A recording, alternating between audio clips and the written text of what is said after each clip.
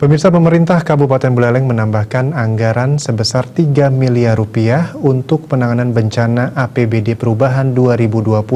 Penambahan anggaran ini bersumber dari tunjangan hari raya untuk pejabat eselon 2 dan anggaran belanja pegawai.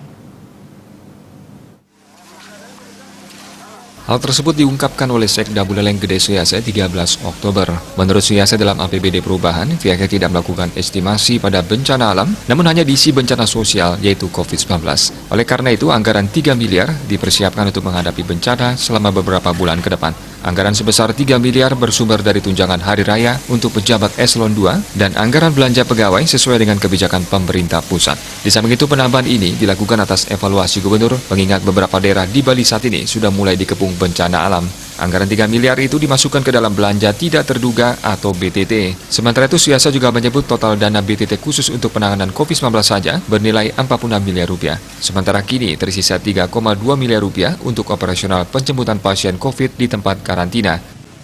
Misi bencana sosial non-alam yaitu bencana COVID-19. Oleh karena itu kita gunakan isi lagi 3 miliar untuk persiapan menghadapi bencana. Ya mudah-mudahan tidak ada bencana. Tapi kalau kita lihat di Bali beberapa daerah sudah mulai menunjukkan ada banjir, ada longsor, sehingga inilah yang kita tambahkan. Kemudian dari mana penambahannya? Kami juga sudah jelaskan bahwa tahun ini pemerintah pusat mengambil kebijakan pejabat eselon 2 tidak mendapat THR. Sehingga ini tidak bisa kita cairkan dan ini dialihkan ke dana BTT. Khusus di Buleleng sendiri, musim hujan diperkirakan kembali terjadi akhir Oktober ini, sehingga seluruh elemen masyarakat dihimbau lebih waspada. Komang Yuda, Bali TV.